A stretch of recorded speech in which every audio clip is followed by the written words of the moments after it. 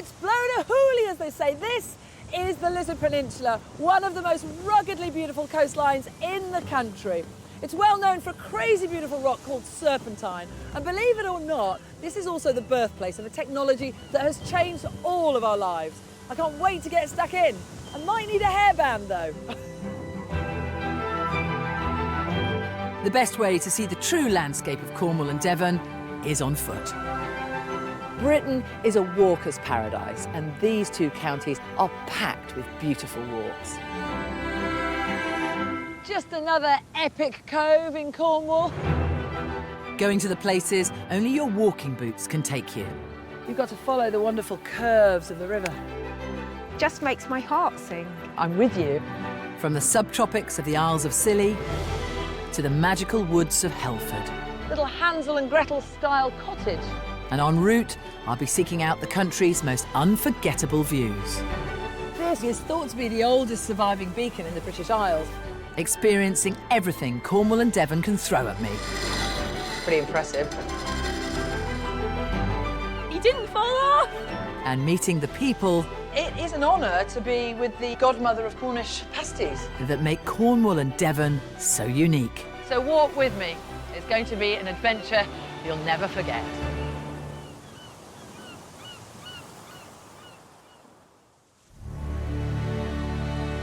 This is the most secluded part of the Cornish coast. A peninsula that feels almost like a wild island, steeped in the traditions that make Cornwall, well, Cornwall. Today's 7.5-mile route starts at Kynance Cove. I'll then hike east to the Lizard village. From there, I'll make my way down to Lizard Point before finishing off at Cadgwith.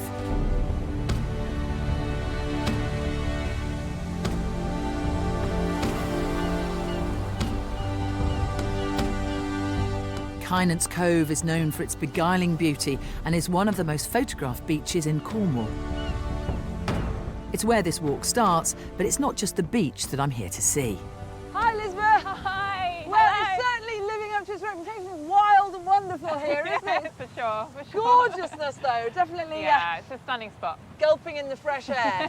Are you one of those people that does the wild swimming? Oh, no, You're not no. that crazy. Oh my goodness, no. Cornish blogger and nature lover Elizabeth is here to help me spot a special resident. There's a little bird that I think most people will know the name of, but probably haven't seen them in the flesh, the chough.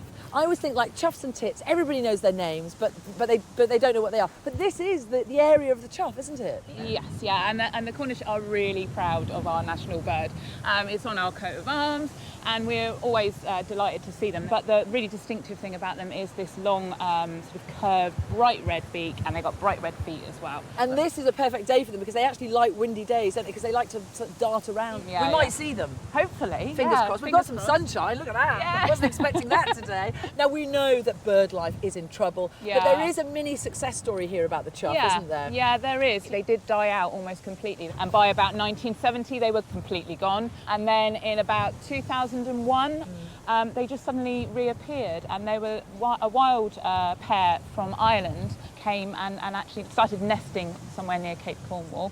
This year, from what I understand, there's 23 pairs here on the coast of Cornwall. Very lovely. Look, there they are as well. Look. Yeah, as if by magic. There they go. Yes. Oh, they love all that flat grass because they're always looking for the bugs and the grubs, and obviously it's easier for them to find. And they've got those long Their little beaks, haven't they? curvy The little beaks. curvy Yeah, beaks, so yeah. perfect. For digging stuff out. And actually the Cornish name for them is digger. Is it? Yeah. Well, we've seen a chough, so I'm happy. There you I'm go. chuffed. Chuffed with my chough spotted there. Elizabeth, it's been such a treat to meet you. Thank Take you. care. Thank you. Cheers, bye. Next, my walk will take me east along the coast for 1 mile before cutting inland to Lizard Village. Oh, the sound of the waves. That is always just a joy. A little bit of sunshine. Oh, that is welcome, because the wind is bitterly cold. And you are instantly struck by this, the wild beauty of this coastline, which is going to keep me company for the rest of the walk now. And that's no bad thing.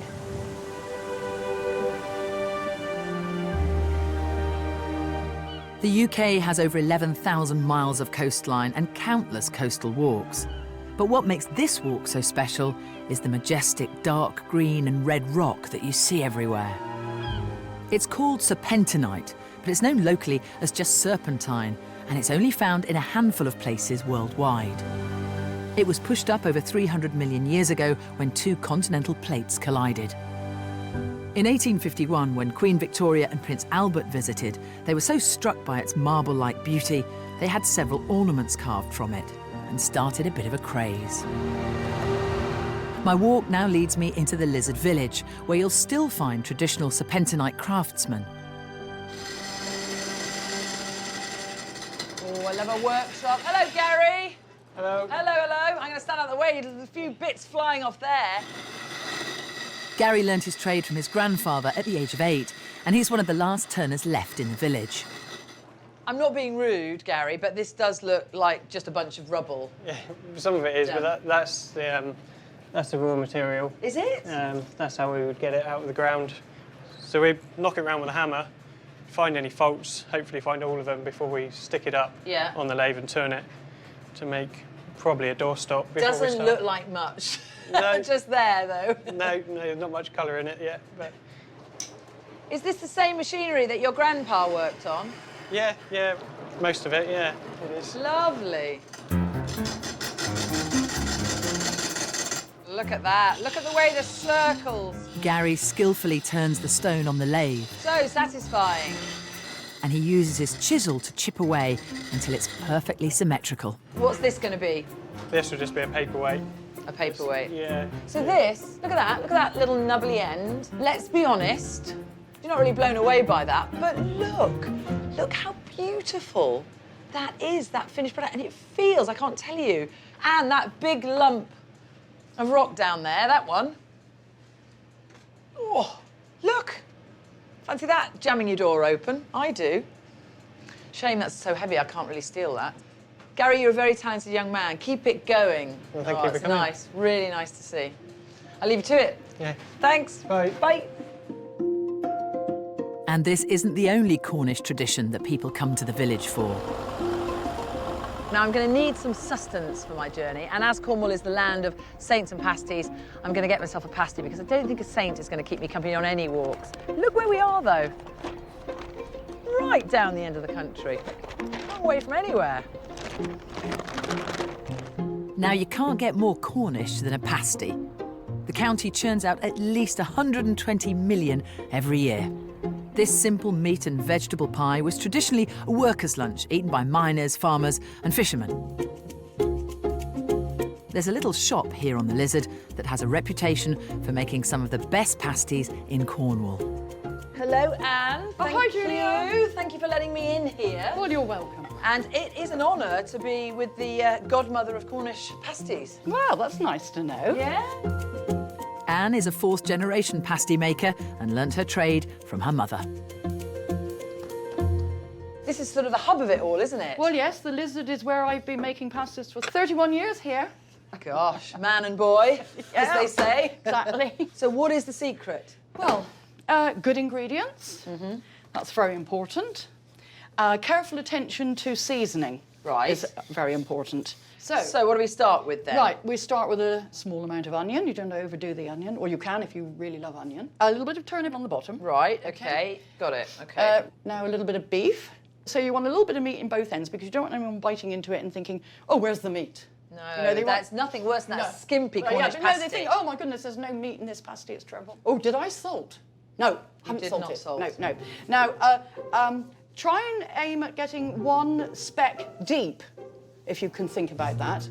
Now, it's difficult for you, you won't know how to hold that. I hold it like this. One speck deep? Yeah, I don't even one know what speck that means. One Well, speck deep. not a huge amount, if you know Oh, what I okay, mean. fine. I'll tell you what, if you do that and then sprinkle it, okay, it right. might be easier for you. I love that. I love you don't even trust me to pour the salt. Well, no, you no, can just sprinkle it, it'll be That easier action for takes you. practice. It takes Okay, a lot years of yeah, practice. years of practice. You can over-season, and that's dreadful. You want it perfectly seasoned. Right. Now, is it true that back in the day, Cornish pasties used to be half sweet and half savoury? No.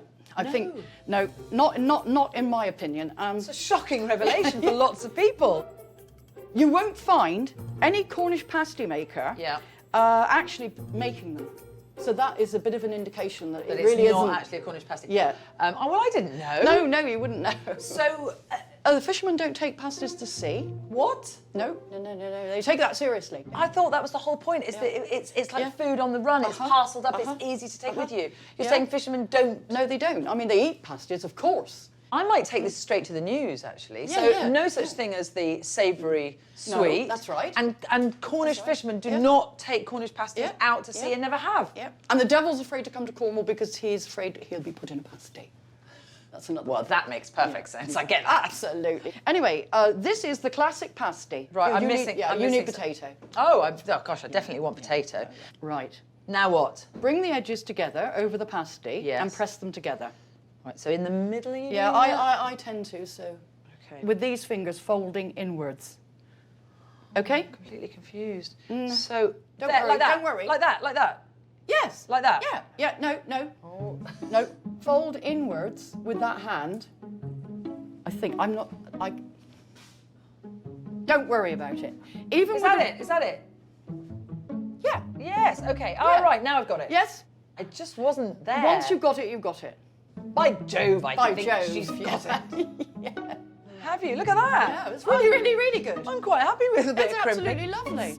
Anne, it has been an education. Thank you so much. It's been lovely to meet you and to come into the hub of your empire. Can I take a Cornish pasty with me, please? Of course you can.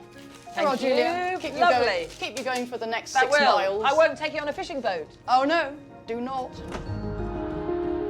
I feel exhausted after that.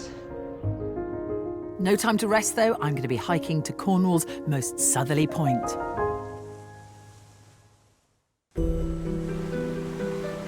I'm in southwest Cornwall on the Lizard Peninsula, where I'm discovering the county's heritage on its most isolated coast. Leaving the Lizard village behind me, I'm walking 1 mile south to Lizard Point. This is one of the warmest places in Britain. Winter is almost frost-free, making it a perfect home for rich and exotic flora. This succulent covering is called Hottentot. It's actually native to South America, but it was introduced here about 100 years ago, and it's become incredibly successful. In fact, it's become a bit of a botanical bully, and it's taking over from a lot of the native species. And that's what happens when you mess with nature. But look at the shape of this. Look how perfectly symmetrical that is. It doesn't matter what crazy shapes and patterns you imagine in your mind, nature has beaten you to it. There's so much plant life here, over 600 species of flowering plants alone. But I've got to march on to my next destination, which is in sight. Hello, Lizard!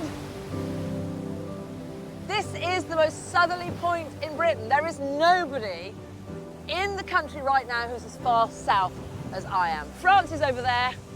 Bonjour, mon ami! And incredibly, a third of the world's ships pass by here. What a spot!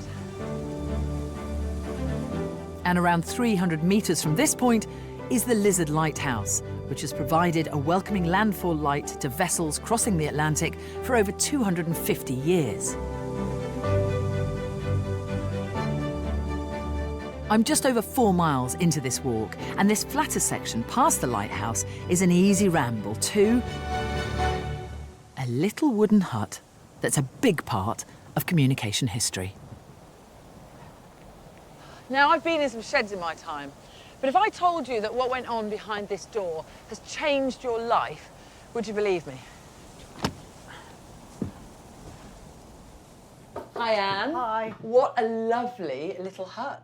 It is. And completely unexpected. I know. Most people walking the cliffs are looking out at the sea and the dramatic scene out there. Yeah. And behind them is this wonderful place that you step back in time to 1901. This is where the Italian inventor Guglielmo Marconi made a really important discovery, as National Trust volunteer Anne explains. How did he end up here then, in Cornwall? He was very interested in sort of physics, science side, and he'd been experimenting in the villa in Italy. Yeah. And he started to get different distances between where the sound was coming from to it being recorded somewhere else. Right. And he tried to get some support from the Italian government and people, and everyone said it was impossible. And his mother then took him to England. So he was only 22, and they got a lot of backing from people there. There was quite a lot of interest. So he was convinced that he could send signals over long distances? Yes, so he experimented doing short distances to start with. He set up a station in the Isle of Wight. So when he set up down here, the sole purpose was to get a signal from the Isle of Wight to here, which he achieved in January 1901. That is incredible. 1901. I mean, we weren't sort of all talking about wireless technology until about 25 years ago. This little shack is the birthplace of wireless technology. Yes.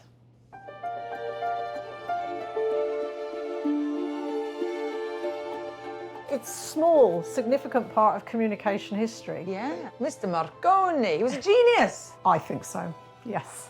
Can we do anything? Are we allowed to touch anything in here? Is there anything that we know that, you know, he could do? Well, this is an interesting piece of equipment. So this is a spark gap transmitter. Of course it is. So that you press the Morse key. Yeah. And a spark jumps between those 2 points. Right. And this is how he sent messages out. Yes, that's right. If you press that. Yeah. Oh, there we go. The electric spark generates radio waves, carrying the message in Morse code. That's... Put the kettle on, make me a cup of love.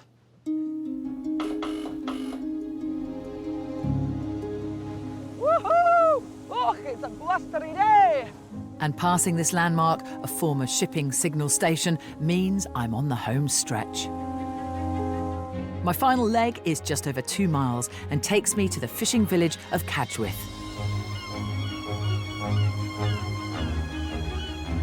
Dating back to medieval times, this picturesque village owes its existence to the fishing industry. Oh, it's like cottage heaven.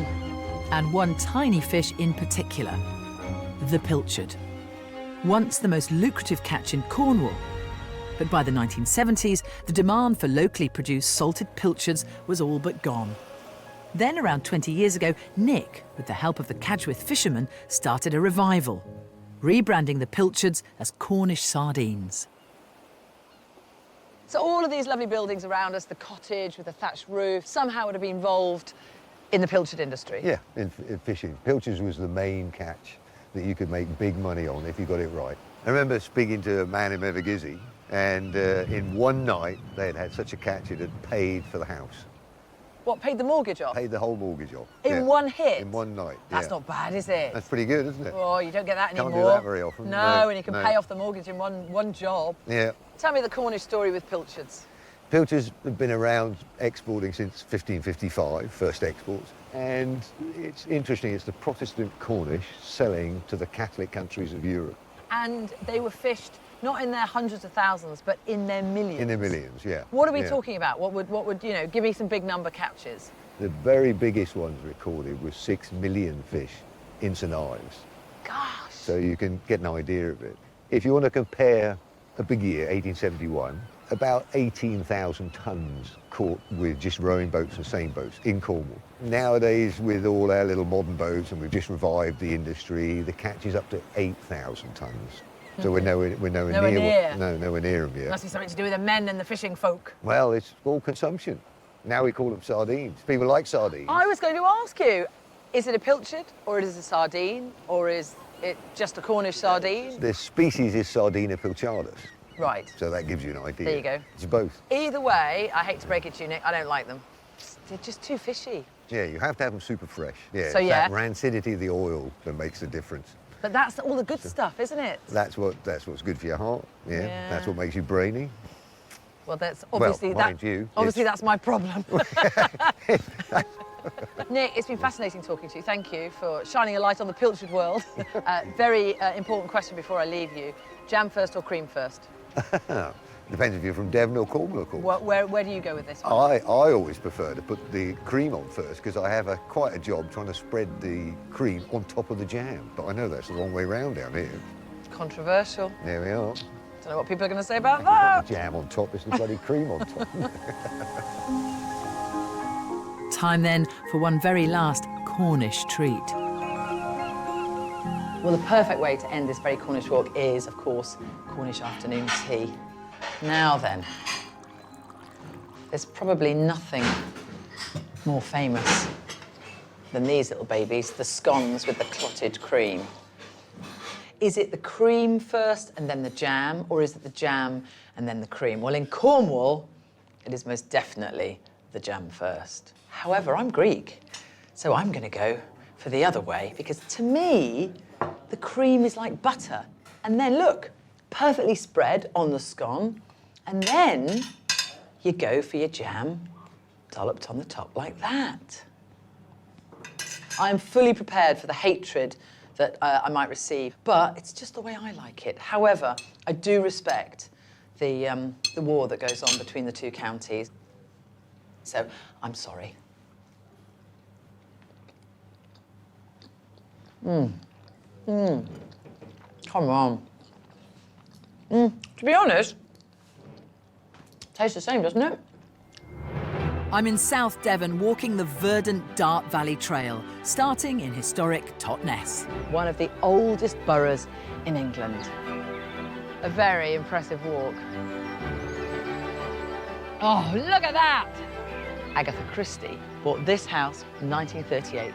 Finishing in Dartmouth. It's a good place to end up. A really good place.